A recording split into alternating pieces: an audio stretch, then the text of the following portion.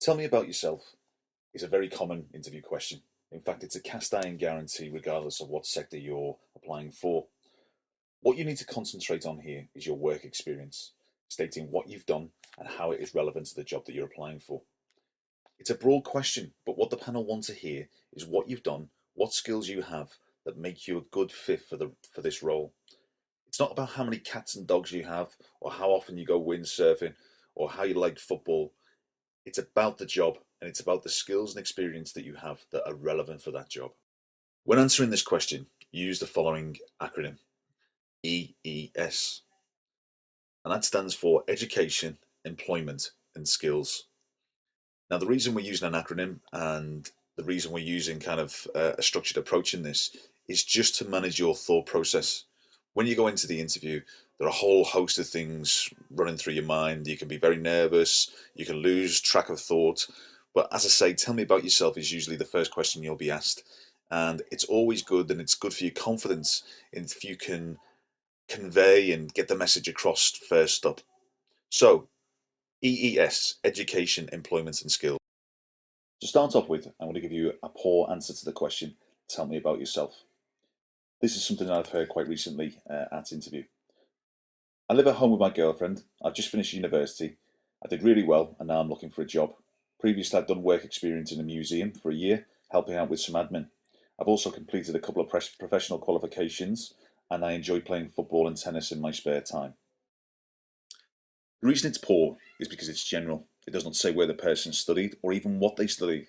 It does not state how the work experience gained in the museum could be related to the skills needed to be a particular role, for example, a salesperson or a retail. And that's really important, is how are your skills relevant to that particular job description and person specification. But all in all, it's a very general and it's a common answer that we hear at all levels, whether it be junior or senior. And it says a lot about the person's lack of experience and motivation when they come up with an answer like this. It's off the top of their head.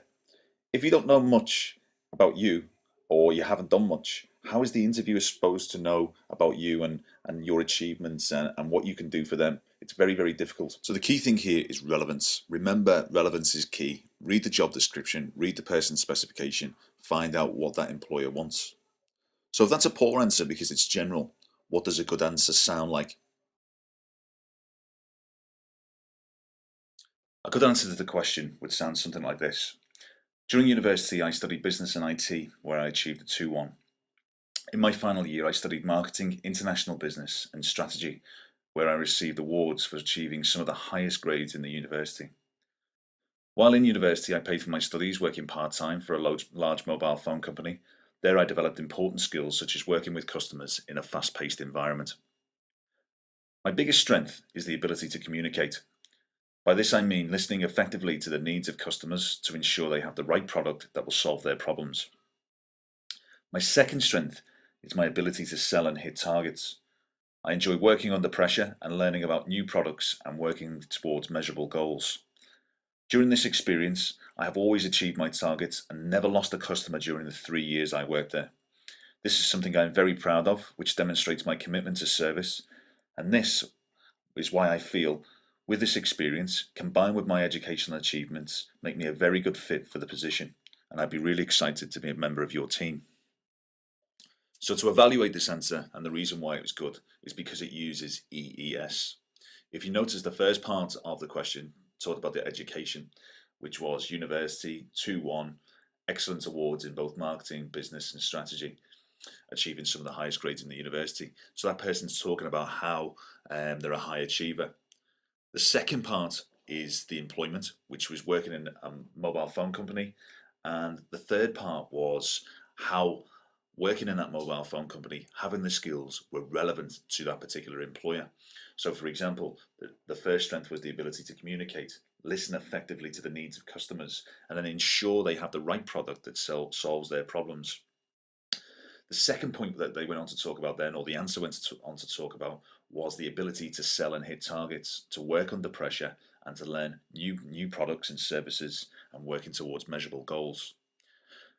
One key point as well, which again is about an achievement, is that the answer talks about not losing a customer in 3 years. something very, very impressive. Again, it's putting these kind of skills in that you can offer. It's a benefit to the employer that you're talking to. And they talk about their commitment to service. So again, all these skills wrapped up are what people miss out on usually on this question, which is why on the first example it was very poor because it was general.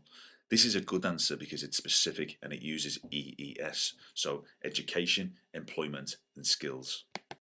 So in summary, if you're leaving university or if you're leaving school, you're looking to apply for an apprenticeship or you're looking to apply for your first kind of job, graduate scheme, whatever it may be, you will get asked the question, tell me about yourself. It's usually used as an icebreaker to understand, let's say, a little bit more about you, but you need to use it effectively and you need to get the message across and communicate why you're the best person for the job. And it can really give you the confidence boost that you need and really calm you down if you can answer clearly and precisely. Don't waffle, don't talk about cats, dogs, what you do in your spare time. Concentrate on what you can do for the employer. And this is where you use EES. So what have you done in your educational life? What employment or work experience have you had? If you haven't had full-time employment, what experience have you done and what skills is the final point, is what skills have you learned that are relevant and applicable to the person who's sitting the opposite side of the table to you? What can you do for them? If you can do this, and if you can organize your thoughts, you will be in a far better position.